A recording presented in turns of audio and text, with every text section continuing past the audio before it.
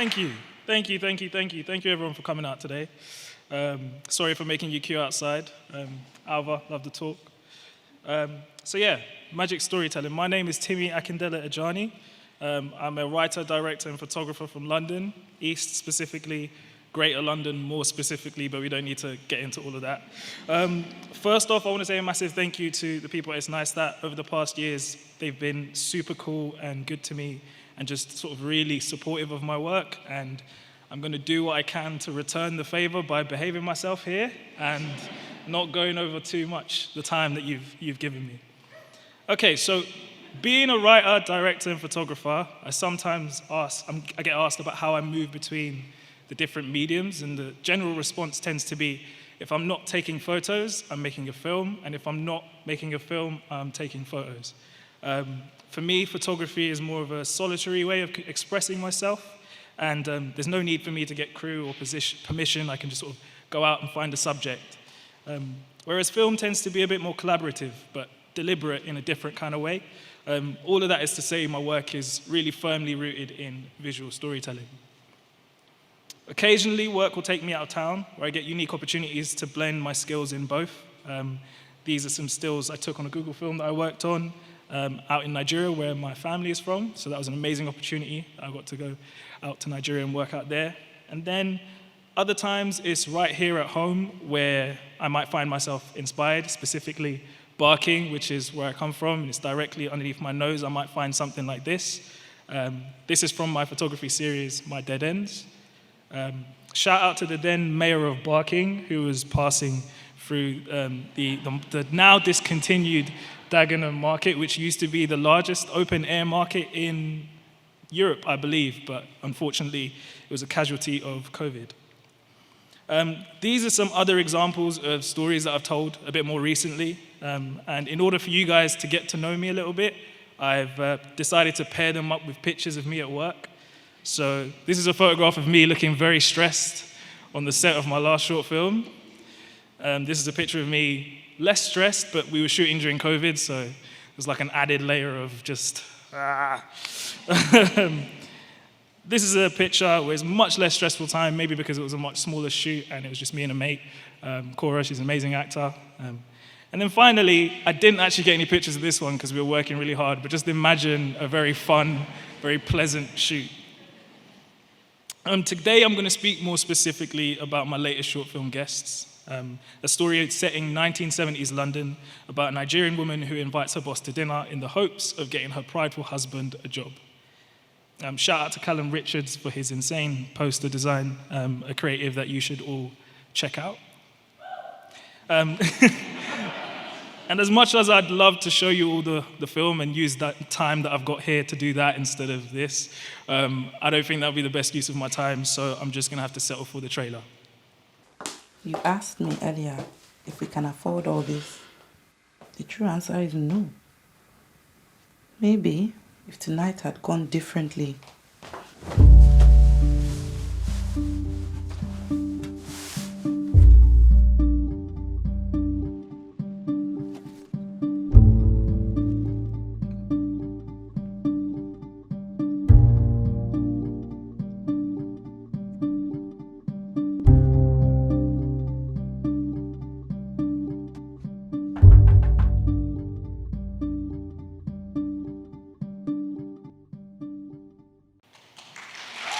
Cool. Yeah.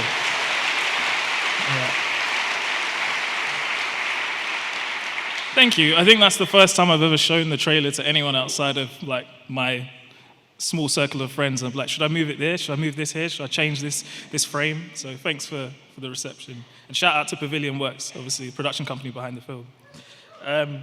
So, magic. You guys saw the first slide, magic storytelling. How does that connect to this? Obviously, it's a bit difficult because I can't show you all of my work, but maybe I can show you guys a bit about how I think about storytelling instead. So, for a long time, I've always seen storytelling as a really magical act. I've not necessarily put that into any form or shape, but maybe it's a combination of the element of performance or skill or just, the suspension of disbelief. In the case of cinema, 24 pictures in a second, and we get this perception of like time and space and movement. It's amazing. It's an illusion. I think it's pretty magical.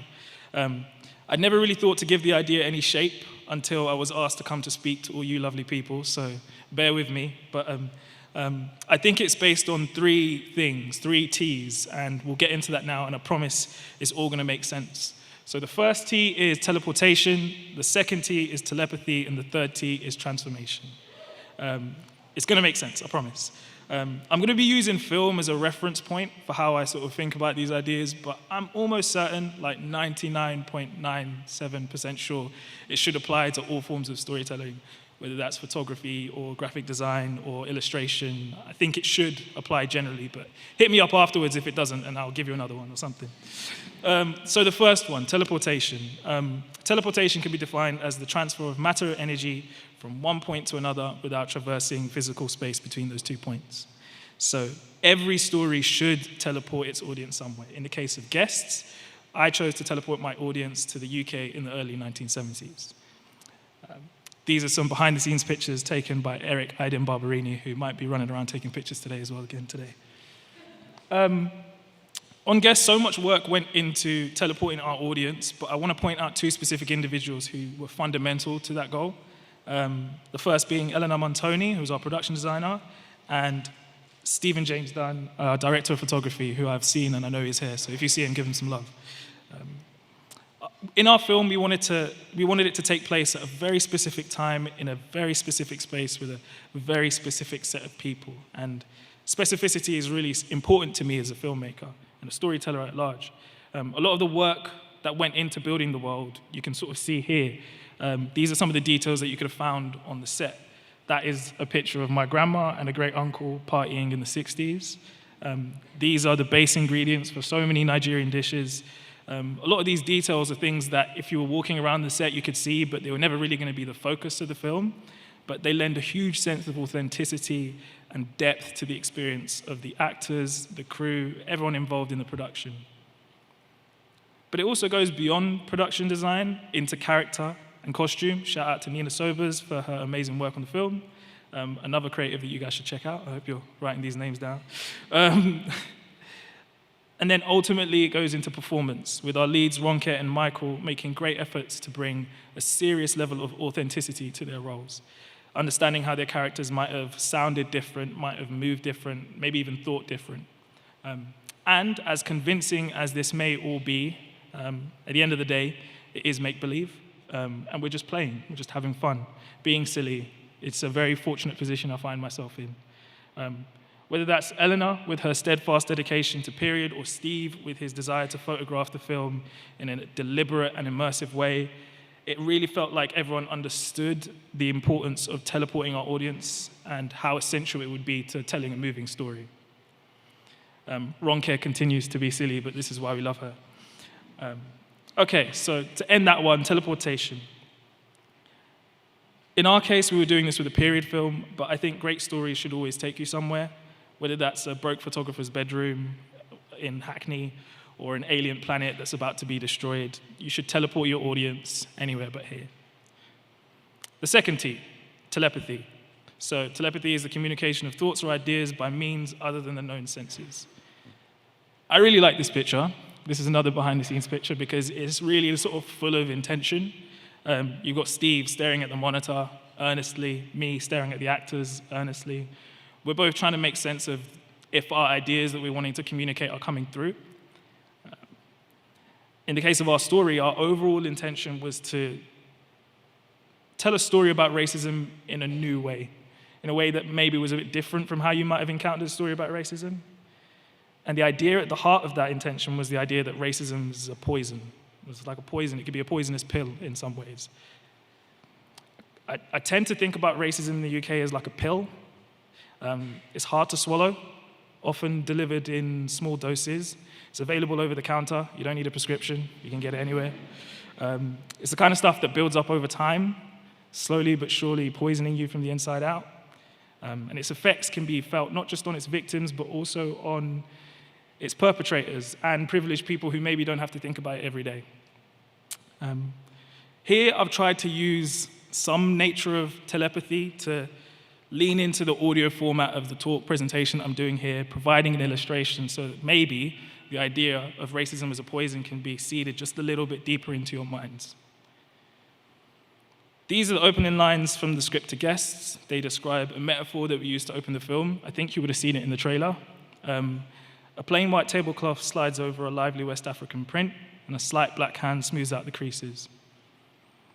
So much intention went into ensuring the effective communication of this idea, whether that was wrong care, like throwing the cloth over 17 times to make sure it was right, the perfect way it goes over, or Eleanor hand drying the cloth because there was a stain from the previous day of filming.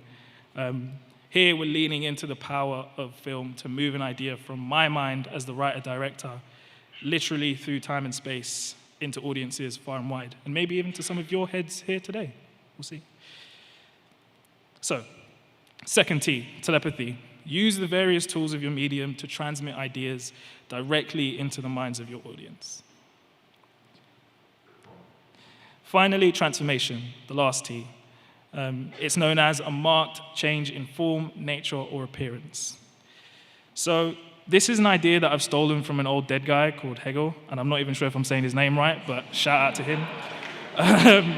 I use it to make sense of what transformation means to me within my storytelling. So you have thesis, you have antithesis, and you have synthesis. Thesis being the current way of thinking, antithesis being the opposite way of thinking, and synthesis being a new way of thinking. And there are three key areas where I think you can apply this principle of transformation. That's character, that's audience, and yourself as the artist. The audience should 100% come away with a different experience, a new way of thinking as a result of experiencing your story. You should be challenging preconceived notions, upsetting some stereotypes, just moving the ball around so the audience doesn't feel the same when they came to when they left. Going back up to the character, your characters need to change during the course of your stories. It should be one of, if not the most important moment in their life. If not, is it a story worth telling? And then finally, you should change as the artist. Each story you tell is a unique opportunity to challenge your own ways of thinking and learn about new ways of being and form new conclusions. To give you guys some evidence of how much I changed during the process of making guests, this is a very, very real, a very, very authentic depiction of me before and after I did make the film. Shout out to my plastic surgeons for bringing me back from the brink. I think I can see, maybe, no, I'm joking. Hopefully after this talk, there's a few of you who want to check out the film. Unfortunately, Guests is not publicly available, but it will be having its festival premiere later this month at the British Urban Film Festival. So if you are available for that, please do come and check it out. Finally, to wrap up this talk, I want to point you all towards this quote from Susan Sontag. I use it to guide my work generally, but I think it nicely sums up the ideas from this talk. The ultimate wisdom of the photographic image is to say, there is the surface, now think, or rather feel, what is beyond it. There is the surface, now think, or rather feel, what is beyond it. Thank you very much.